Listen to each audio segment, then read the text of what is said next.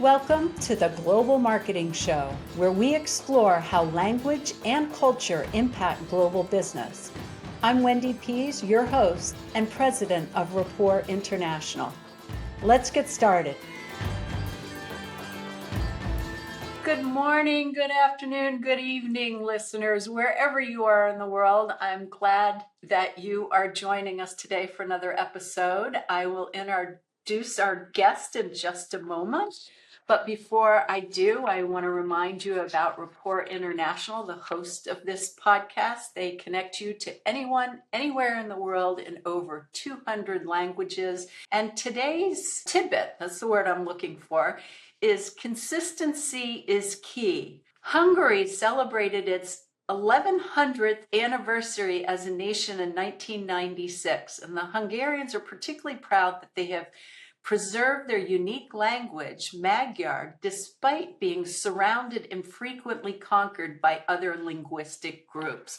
So it is nice to hold on to a language because there are about 6,000 languages in the world, but we're losing a lot of them through TV, globalization, Netflix, and the advance of travel. The people who speak the languages are starting to die off as the younger generations are taking on more common languages. So hooray, Hungary, for keeping your language. Let me transition over to today's guest. Marta Grutka is a U.S. citizen by birth, but a career expat by choice. She's lived in major international media and government centers across APAC, EMEA, and the US. In 2025, she was recognized as one of the world's 50 most influential businesswomen making a difference for her impact on more than 100 communities, from the Mannequin Pis to the Merlion. So Marta, welcome. I'm so excited to talk to you. Thank you so much for having me, Wendy. I'm excited to be here. Let's start out with one of the world's 50th most influential businesswomen making a difference. So you have a tremendous amount of accomplishments. Let's talk about a couple of them that you're most proud of. Well, that's a great place to start. And it's always kind of ironic to me that my career has been built on promoting good ideas, causes, and people who have, done a lot or accomplished a lot or have meaningful things to say. And yet when it comes to talking about myself, I'm the classic PR person who shies away from it. I would say that, there's been so many amazing people and visionaries and teams that I have worked with. So I've been utterly blessed in my career. Like you said in the beginning, I've worked on both coasts of the United States. I'm originally from New York State, Syracuse, and I've also studied and lived and worked in France and Belgium before moving to Los Angeles, which then in the role that I had there led me to Asia. And I've been in the region now for this is, I think, going on 22 years. So it's been, I was just doing the math before our call that I have to accept the facts that it's been 30 years last month since I joined America Online back in Dulles, Virginia, in the very early days of what we now all take for granted with digital communications and internet and SaaS technologies. So, that's definitely remains, a highlight of my career in terms of cutting my teeth on, kind of remote working, living, everything that we're doing now, both for the positive and for maybe some of the negative side effects that we've seen. But that was really the first place where I started working even more globally than my educational background had already allowed me to be. And so I've been on this global path my whole life. And that definitely is, from a foundational standpoint, one of the places where I always love to start, because it's kind of like everything old is new again. And everything that, the vision and the things that we had then, some of them have definitely come to fruition and some of them have not. But I've been the beneficiary of that really career defining moment. So launching some of, the first interactive television offerings, some of the first mobile devices where you could text and talk in real time with people, as well as the content communities that we created back then. I led the international channel at the time, and that's directly linked to, a lot of the work that you do as well. So I'll start there. And if you want me to talk about more, then I can. Yeah. So, what led to you being voted as one of the most influential businesswomen making a difference? In the past 10 years here in Asia, where I've been living all across Asia Pacific for the last 22 years, like I said before, I've had more and more involvement in empowerment types of roles and issues and campaigns, both as a volunteer, as a mentor to executives and leaders all around the world, as well as in some of the roles that I've had. But I think that that's where it comes from, just the profile and the reputation that I've had working in some of the most challenging environments during what we've now experienced, and it only continues, unfortunately, this very complicated, complex global environment since the pandemic. 6 years ago. Some of the recognition for the work that I did in markets like Myanmar, it definitely is a standout, as well as on the ground kind of support of impoverished communities and really starting to help educate the next generation of leaders on kind of new, higher consciousness leadership principles. Oh, that's fantastic. I'd love for you to take me down into one of the communities that work with and give me a story about, how what you actually did. I'm fascinated by this. Well, yeah, thank you again for the curiosity. So I'll go back to Myanmar just because it's still, I think, on my heart as a standout, not only for how progressive the company that I was working with was, as well as the passion and the beauty that I saw of the people in Myanmar. And I was working remotely from Singapore, but working as the head of global corporate affairs for KBZ Bank, which is a family owned bank in Myanmar, one of the biggest banks in Myanmar. And the work that we were doing was all about financial inclusion. So, as you can imagine, in Asia, we have a real polarization of you see literally some of the most breathtaking wealth you've ever seen anywhere, and some of the most heartbreaking poverty you'll ever see anywhere. And in Myanmar, it's considered, even by people like me who've been in the region for a while now, as still one of the last frontier markets. So that is to say, relatively untouched, relatively quote unquote underdeveloped, with a lot of natural resources, etc. But the people themselves, to give you a sense, some of the people that were on my team were earning probably the equivalent of like $100 a month. And that's an employed person. It was still a very cash-based society. So when COVID and the pandemic hit, you had like almost like old-fashioned runs on the bank, and then there was a lot of concern and I would say questions about even the spread of COVID through financial transactions, etc.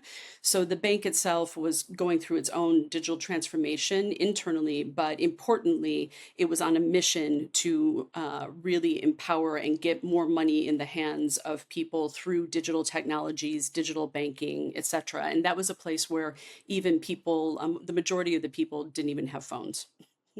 So quite a challenging situation. And of course, I then was in that scenario when the pandemic hit. So you're simultaneously on this big visionary mission while trying to help then organizations and communities throughout the country, grapple with the fallout and the implications of COVID.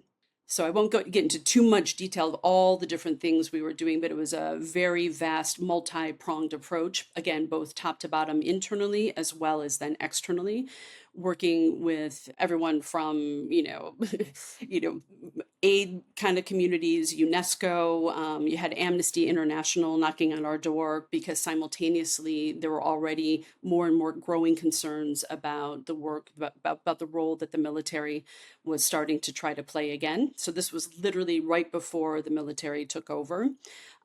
So it was complicated and complex, and leading a team fully remotely, half of whom didn't speak English, was my remit.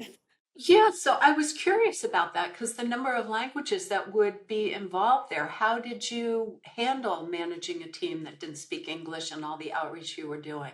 And what languages were you working in? Yeah, well, we all worked, collecting. It's fascinating the remarks that you said up front, just to go back to your remarks about kind of what's happening to the English language. How, on the one hand, in some places it's kind of disappearing. I believe it's in the process of disappearing, but it's also then merging and blending. But yet, it is the common language that people who don't speak English, we all come together. If we don't all speak each other's language, we come together with English. So you'll have many scenarios working in global or regional roles, where people are speaking, kind of whatever English they can muster. And I on a regular basis see a lot of misunderstandings happening, in that respect. The part of the team that didn't speak English on my team, they would have been 100% Burmese speaking, which is a very intricate, very foreign language. If you're familiar with like Thai language and the symbolism and all of that, it's very similar, I would say, to that. So to answer your question about how I dealt with it, we would have fully remote meetings like we're having right now, online. And I had every day a daily stand up where we would look at the priorities for the day, look at challenges my team was having, look at opportunities, celebrate wins, really trying to build and foster connections as well as coach and mentor them, as well as then get things done. So, Yeah. yeah, I had an intern who was a very young, just out of college, young man who was a translator. I had one of the more senior people on the team who also was a translator, and then a much older gentleman who was a former military person himself, very old school. He also was a translator. So we would do the meetings with simultaneous translation, and I would have to sit and listen while the translations happened. And then at the end of every meeting, I gave them a very simple template to take the meeting notes, which was announcements, agreements, and actions. So an announcement would be something like Marta is taking the day off tomorrow, or it is someone's birthday next week, or we have a public holiday. The launch has been moved, 3 months. And then agreements are things that we, would come together. Hey, there was this challenge and we've decided to handle it this way, or we're not going to do this anymore, or from now on, we're only going to do this. And then the actions would be the key things that people had to come back, do that day, and then come back and report on the next day. So either I would run the meeting in the beginning and the translations would happen during the meeting, and then the reports would come in, also translated both in English and Burmese. And then what I started doing was having the teams lead the meeting. And again, at all levels, ages, stages of their career, it was seen as an honor to then lead the meeting. And they'd have to lead it in Burmese, and I would have to then listen to the translation and talk back. So it was a bit of a long story, but Yeah, yeah. no, I loved it because I got some really great ideas about how to run meetings. And then it's interesting that you were able to use internal people as simultaneous interpreters. So, for listeners and everybody out there, translation is written and interpreting is spoken. So I think in this sense, you were talking about interpreters where they were listening to the meeting and then repeating it orally. It was interpretation and then translation, Translation. because in the meeting notes. And so I would have all three of the interpreters slash translations do the meeting notes using the template that I gave them. And then I would be able to compare and see, number one, I would be able to judge more accurately which one of them is the most accurate translator based on what I know I said. And then at the same time, I learned a lot about Burmese language. Even though I didn't learn how to speak it, I got to learn and see the way they think and the way they interpret different concepts and ideas based on the way the translations were done by all three people, because there would always be differences, as you can imagine. Oh my gosh, this is so rich. Yeah, tell me more about how you didn't have to learn the language, but the different way of thinking. I'm fascinated by that. Well, in every language, and you know this better than probably, I do at this point, but, when I was in even studying for my undergraduate, I studied mass communications, French and German. And one of the special classes that I took as kind of like an extra effort, extra credit class was to read Egalia's Daughter in French, English, and German. And I had to look for the sexism in the language. So I'll use a very blunt and abrupt example, but in the English version, it would say she was raped.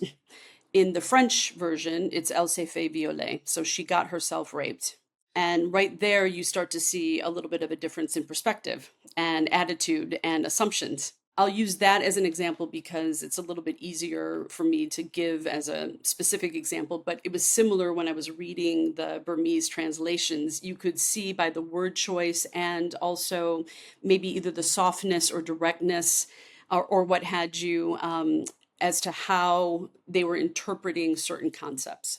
That's fascinating. And now that you say that, I haven't thought of this in years, but when I was in Spanish class in high school, we read Man of La Mancha in Spanish to capture the difference of kind of the view of life. Yes. Yeah. So I hadn't thought about that till now. That's a really good point. But I have there's so many examples of how cultures think differently and how words portray that. I find that in a lot of the favorite foreign words that I ask people about that will come up later. People will Yeah. bring up emotions that aren't known or aren't spoken about in English because we don't have a word for it. Exactly. Yeah. And just to go back to what I was saying up top in terms of seeing this team in particular and this bank in particular as being very progressive, the concept of metta, which is loving kindness, is very, very prevalent and very important to the culture there. And so one of the things that we did as a company and as a team is every Wednesday we would have meditations and sharing, so we got to know each other on a personal level. But they wanted to be a bank with metta, being a bank with loving kindness. I don't think they really understood how progressive that concept really was. So for me, they were very, very special. But then when during COVID, for instance, we would then use Meta as an acronym to put posters around in the banks and whatever, and we would do it in English as well as in Burmese. But like M would stand for like mask up, so like really reminding people of the protocols and the rules and regulations during COVID and how to look after each other and take care of each other. Wow. So meta is like META, but M in E T M E Burmese, T METTA. Yeah. METTA, but Yeah. it's a Burmese word that's said like that. So we just transfer it over to our letters. I don't know the origin of metta. I think it's a concept of like Buddhism and it's a spiritual concept. And I unfortunately don't know the whole origin of it, but it was a core principle of the way that they wanted to work. And it goes back directly to their culture. And there's three different principles they had. Metta was one of them. And that was what they wanted to be known for. That's fascinating. And that is so progressive for a bank because that's loving kindness is not something you'd associate with a bank. You'd think efficiency and accuracy. Yes. Yeah. And I'll give a call out to my local regional bank, Middlesex Savings Bank. When I broke my leg, they had people that came to my house to accept my deposits or notarize things when I need it because I couldn't drive. It was a broken right leg. So my bank, Middlesex Savings Bank, actually showed some meta during that time period. Yeah, it's amazing. I think the world could use a lot more meta right now. Yeah, The one with 100. two T's, the one with two T's. Geez. Yes. Let's absolutely be clear on that. So did you run into any Karen speaking people or Karen culture people in your travels around Myanmar or that area? No, I did not. No. Okay.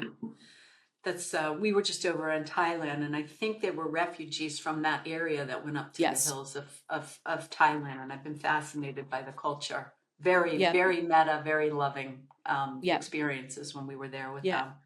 them. And I would say that for most of Asia, the approach to life in Asia overall is pretty evolved and very, a lot of compassion, a lot of community orientation. No matter what the external, kind of output is, I think overall it's a much more gentle part of the world than maybe what we're used to. So, jumping from meta to piracy, and I have to laugh about our email exchange. You talking about piracy, and I'm thinking pirates and Pirates of the Penzance. and you were talking about pirated intellectual capital. And Yeah. so I'd love to hear, some about some of your work in that area. Well, that work actually is what brought me to Asia originally. I was living in Los Angeles, California, and I was gifted the opportunity to build the first ever West Coast public affairs department in LA at the Motion Picture Association of America. So the remit was to be the operational lead on all communications and strategies, proactive and reactive, responsive, in the heat of online digital movie illegal downloading, which was called piracy at the time. And everybody was suing everybody. You had Grokster, it was, Napster, Grokster, all of the studios were kind of trying to figure out how to deal with this issue. So my role was working with all of the heads of communications, technology, legal, and the C-suite, basically, of the major motion picture studios in the fight against piracy. And so when I first joined, there was, like I said, a lot of lawsuits flying around. I was getting calls all the time for comments. They didn't want to give a comment. I had to teach them it's a good idea to give a comment and help educate people. But what I ended up doing, and going to your point about piracy, is I said, look, my brother-in-law in his basement downloading a movie because he's excited to watch it is not a pirate. You know what I mean? And, a lot of people around the world, there is a very illegal aspect to what we were talking about. But I think the approach of just calling people pirates was not vibing and not resonating, particularly in the United States, let alone other places in the world. So what we ended up doing was removing that word from the whole conversation and elevating it to the value, focusing on the value of creativity and protecting the rights of the creative industries and the creators of art, film, music, media, entertainment, software, Gucci bags, whatever it is. So we were part of that whole kind of brand protection conversation, but movies at the time was a real big deal, and that was my focus. But your joke about piracy was exactly what I kind of then said. Look, we've got to speak a more heartfelt, emotive kind of language about this to educate people about what's happening, why it matters, and what they can do to help.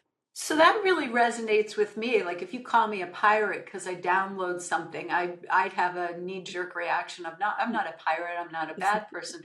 And Yeah. you switch it over to protect the rights of the creators. I'm like, oh yeah, I want to pay something for that. I appreciate it. I want the creativity.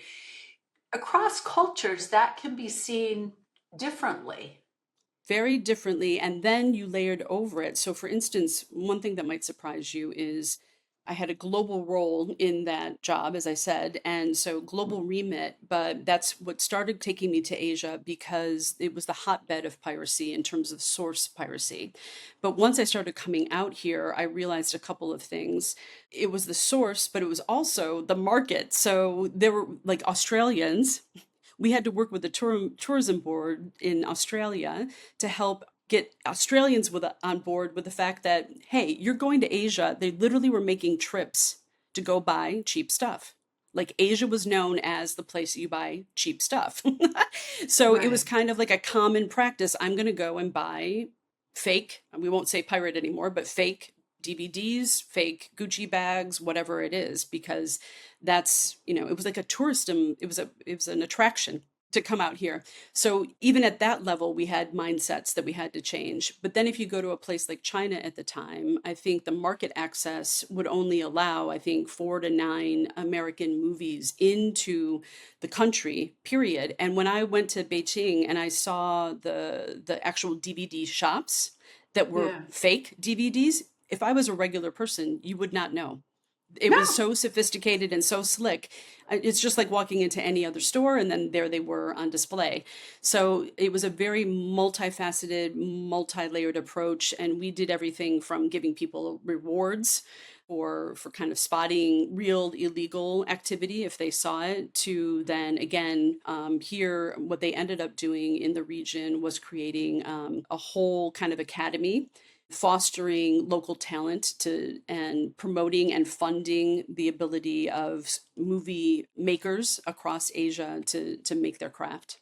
Wait, it blows my mind. So you funded local movie makers in Asia so they would understand the value of creation and how to help Yeah. stop the Yeah, by fakes. promoting, so by making it less all about Hollywood and making it more about local talent, you could then get communities across Asia to care a lot more about the whole issue. That is brilliant because I don't hear about that anymore. When I first bought Rapport International, people didn't want to export to China because they were afraid of all the piracy Yeah, issues. And I yeah. don't hear about that at all anymore. So that movement of funding local creators helped stop it Well, I mean, or I slow it definitely would down. say, Yeah. there's so much. I mean, ultimately in Asia, and what we talked about a lot with like the New York Times at the time or the Wall Street Journal is, the people who were really heavily involved in it at the time were actually organized criminals. So you had people running pirate operations who were the same people who were maybe, trafficking humans or selling drugs or whatever. So we simultaneously also told that negative story about, okay, maybe you don't care about hurting Tom Cruise's salary, but your money is actually going to really bad people. So you had to kind of tell like a more powerful, quote unquote, negative story, by also then bringing people on board to let the positive story override. And so that's where like the local artists and everything came into it. And you got people much more excited about the industries overall in Asia. Wow, that's fascinating. Because I saw it at the time also playing out like in the legal courts, like companies were going to the Chinese court systems and trying to get them to change laws about the effectiveness for it. Yes. So you had the two sides working towards it. And the legal system everywhere is like when I went back to CES a few years ago, I felt like the needle really hadn't moved on a lot of these conversations. And that's because the legislation doesn't really keep up with the pace of technology, consumer appetite. But to your point, I think those conversations, those litigations still do happen. Now it's equally about brand protection overall, whether Yeah. it's a brand as a person. You see it now with AI, Yeah. Scarlett Johansson, having her face taken or whatever it may be. So it's taking on kind of even more complicated and nuanced layers. But the idea of brand protection is now, I think, really the topic. Yes, I've seen that with all the AI, which is scary because it's really easy to go create an avatar of me and create videos and put it out, but that goes out to public knowledge and anybody can grab it and it's little old me, so I'm not worried about it. But if you're a famous figure or a politician, that's scary with how good it's getting. There's that, and then it goes straight back to what is the value of creativity. If we're really convincing ourselves that AI can do it just as well as we can, then why would Yeah. you protect, your creation versus an AI creation? So I think that's the other, kind of I was going to say meta level, issue and question that people are asking. We are running out of time and I could easily take this another hour or two. What are you doing now and how can we help you? Well, I just most recently, I've just finished a contract. I've been living in Bali, Indonesia for the last year, and I was working with a property development group there that is working with Elle, the magazine brand that you might be familiar with, Yes. L and a few other really renowned, real estate companies and award-winning architects and designers to build the first ever El Resort and Beach Club in Bali. So that was quite a switch. And it seems like maybe more of a feel good type of a gig that I was doing, but it was really multi layered and amazing. And again, really tapped into the cross cultural components that we talked about.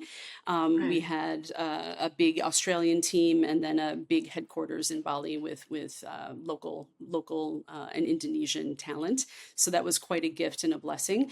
So I've just gotten back to Singapore, where I am mentoring still some executives. I've done that for the last 10 years. I don't really promote it massively, but I think now with the way the world is, I'm going to be out there and offering it a little bit more to people who might need help making difficult transitions or just even dealing with kind of the stress and the anxiety of the way the world is going right now. I'm doing that while I'm then looking for my next big, exciting opportunity. So it's something that would marry in all this past experience. All right, so we'll keep our ears open for you. And you know that this question has to come up. Yeah, What's your favorite foreign word? it's one of the hardest questions I think I've ever been asked, and I really, there's so many beautiful words and so many beautiful words, and French for a long time was the love of my life, and I also equally love German, and I've been studying Arabic in the last year and a half as well. So the world is just magical with the words. But the one that I chose is actually Indonesian, and it's thank you. It's the way they say thank you, and it's terima kasih, Terima Kasih, and it literally means, so someone does something nice for you or gives you something. Their way of saying thank you is receive love. So it's acknowledging the love that you just gave them and giving it back to them in a way. And I think that that's right now it's something that I'm trying to do in my own life on a daily basis, and I just love it. And it was one of the few words that I really was able to say when I was in Indonesia, so it became my favorite. And the way that you say it like quickly is makasi, makasi. But I love the deeper meaning of it. It's all about love, and the exchange of love. Oh, that is wonderful. We all need so much more of that right now. When I roll out of bed and read the news, it's like, oh, can I start today? So I think I'll start with that word. It'll bring a lot of brightness.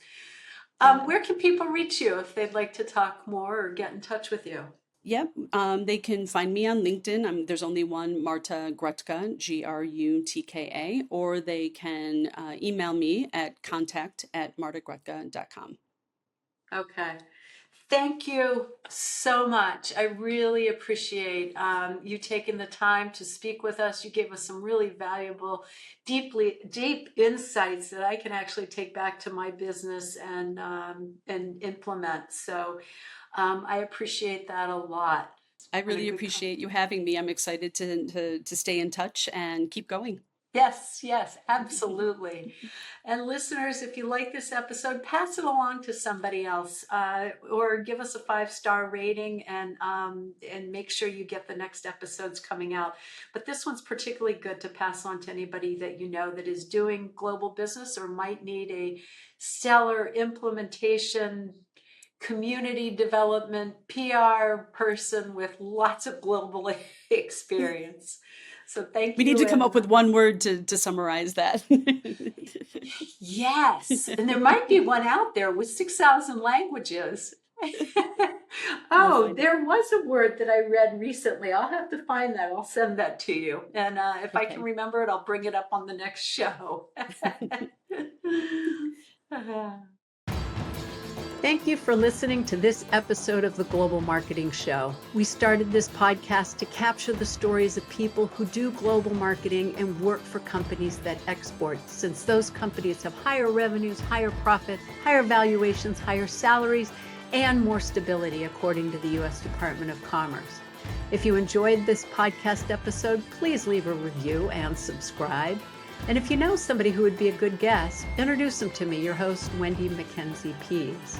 If you'd like to learn more about global marketing or language translation and interpretation, visit Rapport International's Resource Center at www.rapport translations.com. Au revoir.